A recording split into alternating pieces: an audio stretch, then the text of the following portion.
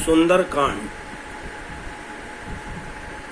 श्री रामचरितमानस में अन्य कांड जो हैं सब कहीं न कहीं भगवान से संबंध रखते हैं। बालकांड, अयोध्या कांड, अरण्य कांड, किष्किंधा कांड, सुंदरकांड, लंका कांड और उत्तरकांड। सुंदरकांड को छोड़ के सब में भगवान का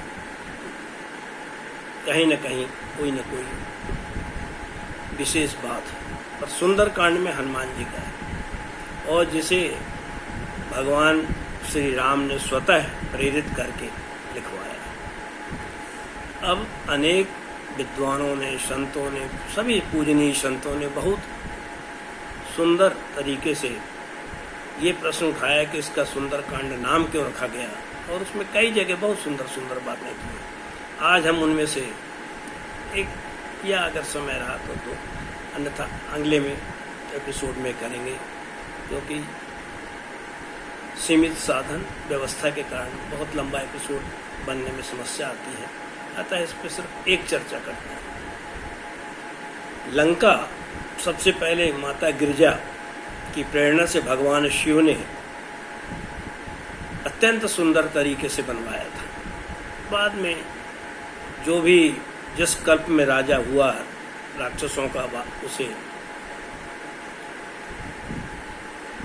छिना लिया देवताओं से और राज्य किया, और रावण ही राज्य करता था। हर कल्प में रावण होता था। बाद में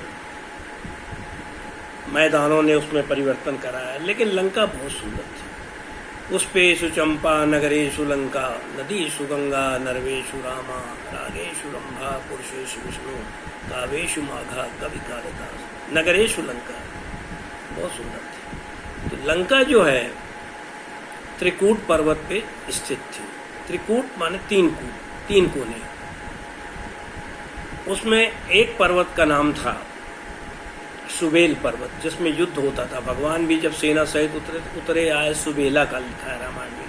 सुबेल पर्वत पे युद्ध और अनेक अन्य व्यवस्थाएं सुबेल पर्वत पे होती थी। दूसरे पर्वत का नाम था नील, जिसमें सिर्फ और सिर्फ राजमहल और समस्त निश्चरों के उनकी सुविधा अनुसार, उनके क्षमता अनुसार, उनकी योग्यता अनुसार महल बने थे और नगर बसाया गया था।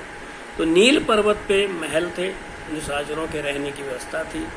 सुबेल पर्वत पे युद्ध और साजो सामान रखा जाता था।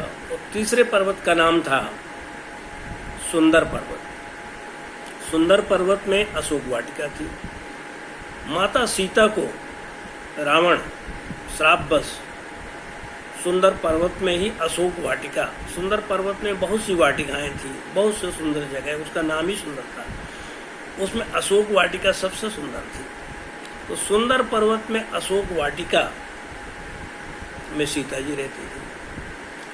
तो अशोक वाटिका में सीता जी जैसे सुंदरी रह रही थी। पर्वत का भी नाम सुंदर था, इसलिए उसका एक कारण सुंदरकांड का सुंदरकांड रखना यह भी है।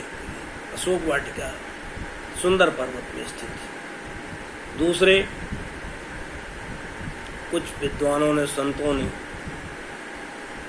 लिखा है, बहुत सुंदर लिखा कि दूसरा कारण यह भी था, सुंदरे सुंदरी सीता, सुंदरे सुंदरी सीता, सुंदरे सुंदरो कपिः, सुंदरे सुंदरी सीता, सुंदरे सुंदरौ कपिः, सुंदरे सुंदरौ लंका, सुंदरम किम सुंदरम। सुंदरे सुंदरी सीता, सीता के समान कोई सुंदर था ही नहीं। त्रिभुवन ब्रह्मांड, अनेकों ब्रह्मांड में सुंदर थी। जब तुलसीदास जी लिखते हैं कि जब रंगभूमि में सीता जी आई थी, रंगभूमि जब सिय पगुधारी, देख रूप मोहे नर नारी। सीता जी जब रंगभूमि में आई, जयमाला लिए हुए, जनक जी ने प्रतिज्ञा की थी धनुष तोड़ने की, तो उसमें नर और नारी दोनों मोहित हो गए।